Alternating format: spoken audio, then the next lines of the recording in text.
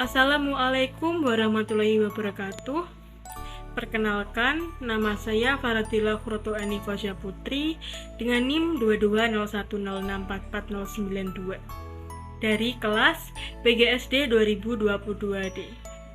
Di sini saya akan mereview aplikasi Quizizz dalam rangka mengerjakan tugas UTS mata kuliah pengembangan bahan ajar yang diambil oleh Bapak Hendro Paks.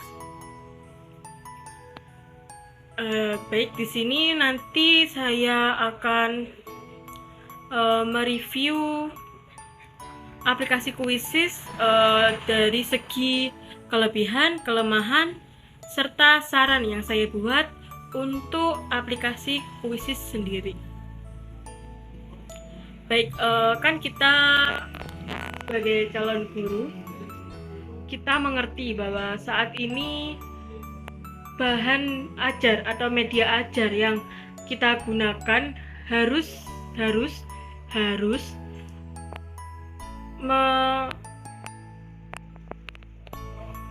bahan ajar yang harus menarik perhatian peserta didik.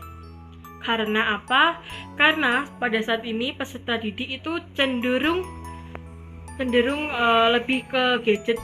Jadi media atau media pembelajaran yang kita gunakan tuh harus seimbang atau selaras dengan keadaan saat ini. Maka aplikasi Quizizz ini yang paling tepat bagi saya untuk saya gunakan untuk mereview, bukan mereview ya, lebih ke permainan agar anak-anak itu tidak bosan untuk mengerjakan tugas-tugas yang ada di buku yang telah ada dari pemerintah pusat. Aplikasi Quizizz sendiri merupakan platform, kalau menurut saya itu yang kuat untuk pembelajaran yang interaktif bagi anak-anak. Terlebih lagi saya calon guru SD. Jadi anak-anak SD itu lebih cenderung fokus jika dalam pembelajarannya ada permainan. Maka di aplikasi Quizizz sendiri itu sudah ada banyak permainannya juga, kan ada tombol-tombol yang seru juga. Jadi anak-anak tidak bosan serta pembelajaran kita lebih interaktif. Baik, langsung saja saya review pembelajaran menggunakan aplikasi Quizizz. Yang pertama, kelebihan, yaitu kuis interaktif. Baik, tadi sudah saya jelaskan mengenai sedikit kenapa sih kok Quizizz itu interaktif. Ya karena kita dengan menggunakan Quizizz itu memungkinkan saya atau guru-guru yang lain mengajar dengan membuat kuis secara interaktif dan menarik dengan berbagai tipe pertanyaan yang ada. Di dalam Quizizz sendiri pun juga sudah ada pertanyaan pilihan ganda maupun ada pertanyaan esean dengan waktu yang bisa kita tentukan juga. Maka dari itu kita bisa membuat peserta didik kita itu menjadi lebih fokus mengerjakan, karena kan di situ juga ada game-gamenya dan berpacu dengan waktu juga. Jadi peserta didik juga berpikir kritis juga. Jadi di Quizizz ini bisa membuat pembelajaran yang lebih menarik juga sih.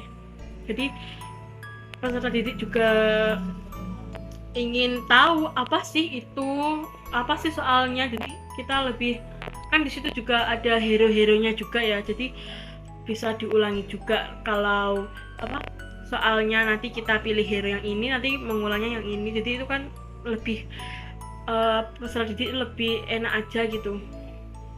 Lalu yang selanjutnya ada fleksibilitas. Karena dengan adanya Quizizz ini menurut saya pengajar itu dapat membuat kuis itu sesuai dengan kebutuhannya mereka dan bisa mengubah setiap pertanyaan menjadi sumber daya belajar yang berguna. Jadi itu kalau saya tuh setiap materi yang kita ajarkan itu selesai, saya akan membuat kuisisnya itu tentang pertanyaan-pertanyaan yang telah saya sampaikan tadi.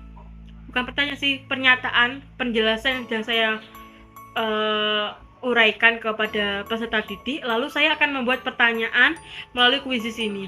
Saya pertama kali mendapatkan kuisis itu saat corona kemarin.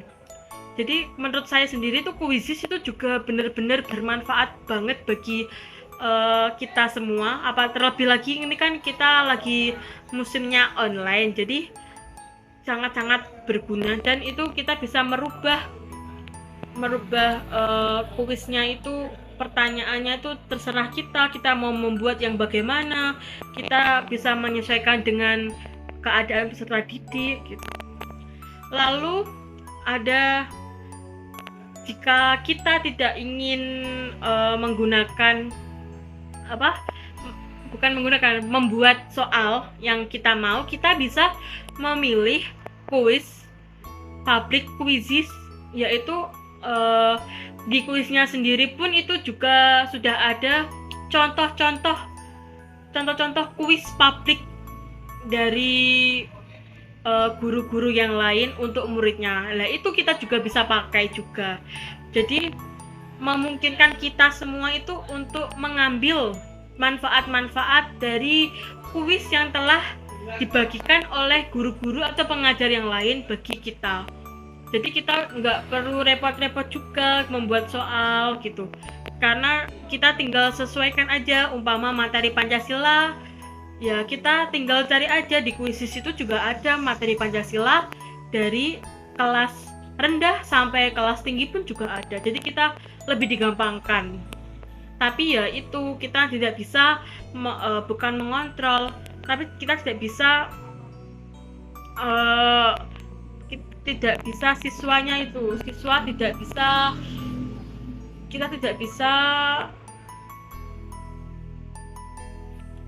bisa menyesuaikan dengan siswa. Lalu yang keempat ada pemantauan kemajuan. Iya, di kuisis itu kan juga memberikan laporan yang tentang kemajuan siswa kita, siswa kita apa mengerjakan atau tidak, siswa kita dapat nilai berapa, apa yang perlu diperbaiki, mana yang perlu diujikan lagi, mana tujuan kita yang belum tercapai. Semuanya kita bisa pantau dari kuisis tersebut. Jadi kita bisa memberikan nilai juga, lalu kita bisa membuat laporan kepada orang tuanya juga. Baik, itu kelebihan yang menurut saya yang dimiliki oleh kuisis. Lalu untuk kelemahannya, sekarang untuk kelemahannya, yaitu yang pertama, menurut saya tuh antarmuka pengajar. Meskipun antarmuka pengajar telah mengalami beberapa perbaikan, masih dan ada ruang untuk penyederhanaan dan peningkatan kegunaan. Itu gimana ya?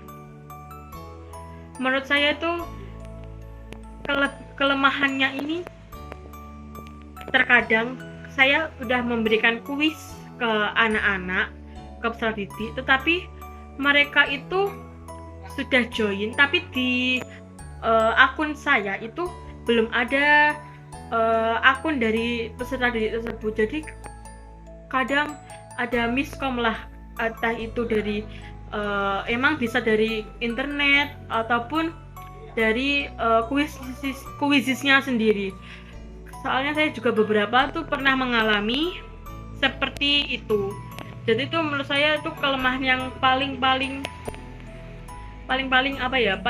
harus didahulukan dan harus diperbaiki dari pihak kuisisnya. Jadi kita biar enggak ada miskom antar peserta didik dengan pengajar.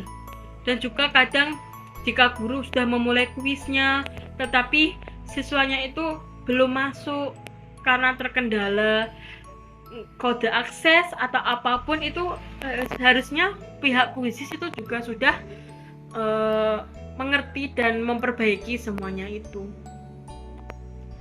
Lalu yang kedua ada versi gratis. Iya, di kuisis juga itu memiliki versi gratis dengan beberapa batasan seperti akses terbatas ke fitur-fitur premium. Pengguna mungkin perlu berlangganan atau verifikasi untuk memanfaatkan penuh potensi aplikasi dari kuisis tersebut. Itu saya sering juga sih mengalami, karena saya kadang itu kena limit dari kuisisnya untuk membuat soal, dan itu kita nggak bisa menggunakan fitur yang istilahnya pro, itu nggak bisa, fitur-fitur premium itu nggak bisa saya gunakan karena yaitu saya tidak berlangganan, dan untuk berlangganan juga itu agak mahal bagi kami.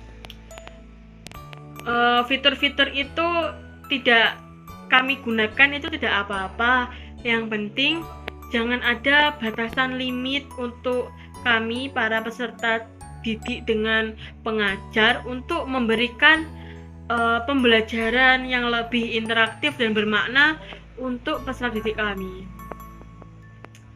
Lalu selanjutnya tuh ada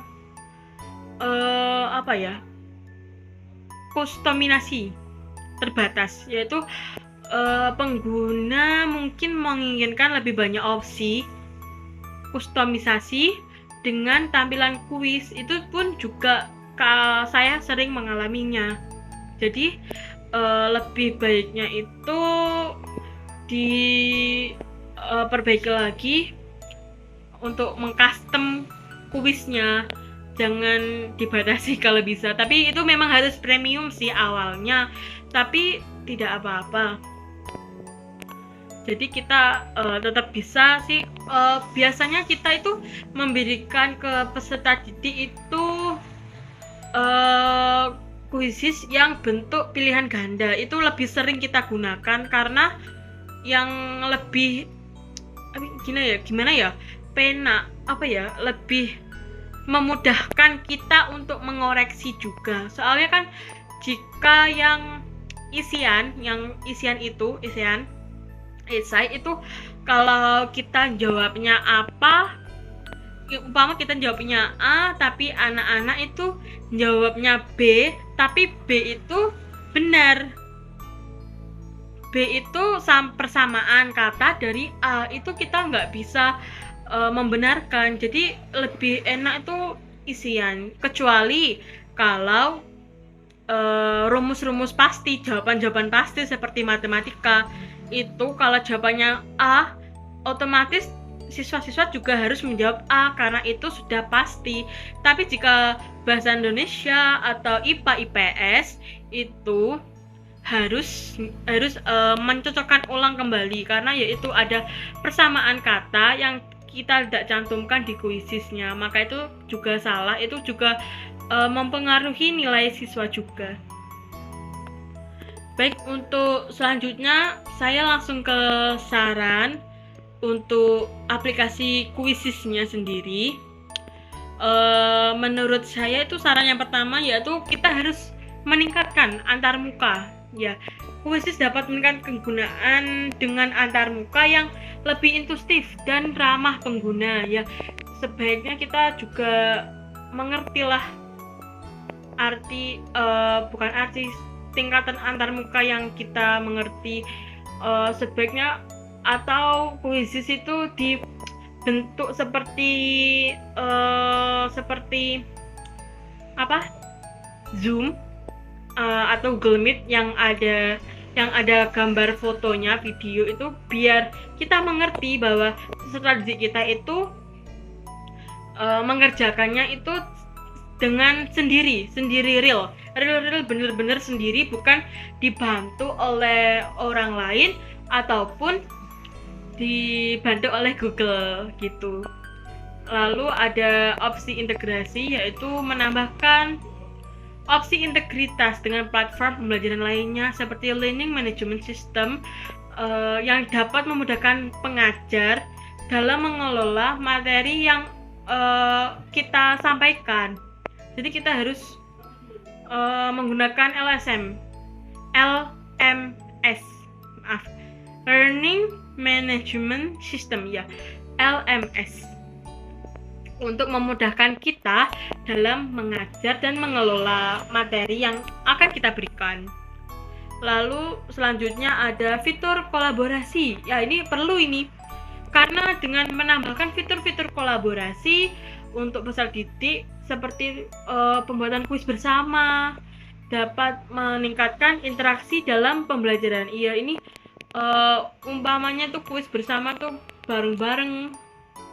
Terus di kuisnya itu ada kayak live streaming, itu untuk siswa-siswa menciptakan jawaban, untuk siswa tuh menjawab pertanyaan itu dengan live streaming, dengan live. Jadi semuanya mengerti dan mengetahui dan mengerjakan. Jadi nanti ada pantauannya. Jadi itu membuat siswa tuh kayak lebih semangat untuk mendapatkan rank antara nomor 1 gitu. Jadi kan ada poin-poinnya juga sih, itu lebih menurut saya itu juga penting. Lalu yang terakhir menurut saya lebih banyak materi yang edukatif. Karena kuisis itu dapat mengembangkan lebih banyak materi yang edukatif gitu loh, untuk menciptakan kuis yang lebih informatif. Jadi di kuisisnya sendiri itu juga ada materi pembelajaran yang bisa dibuka siswa, bukan hanya soal-soal saja, tapi juga ada materinya. Jadi siswa itu jika ingin mengerjakan si soalnya itu, siswa harus membaca dulu pembelajarannya. Itu kalau menurut saya ditambahkan di kuisisnya sendiri nggak apa-apa sih menurut saya, karena itu kan bagus juga, ada materinya lalu ada soal-soalnya, itu kan lebih efisien dan praktis nih. Karena menurut saat ini kan siswa lebih suka bermain gadget daripada membuka buku. Jadi kalau pelajarannya ada di HP, itu siswa lebih menyenangkan siswa untuk sering belajar. Begitu teman-teman semuanya.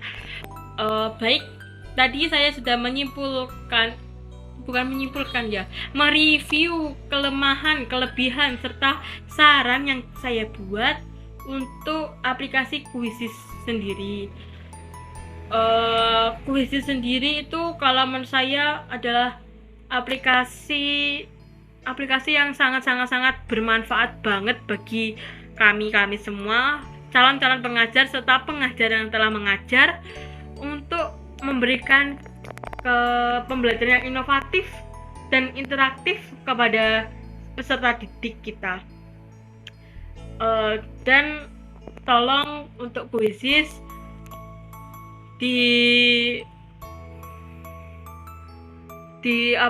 lakukan perbaikan untuk aplikasi Quizzesnya. Jangan ada like-like-an lagi, agar kita semua dapat menikmati serta merasakan aplikasi Quizzes ini bermanfaat bagi semuanya. Terima kasih. Sekian review aplikasi Quizzes sebagai media pembelajaran dari saya. Kurang lebihnya mohon maaf apabila ada kesalahan kata, kesalahan penyebutan, serta kesalahan pengertian dari saya. Karena semua yang sempurna itu hanya milik Allah Subhanahu wa Ta'ala. Sekian, wassalamualaikum warahmatullahi wabarakatuh.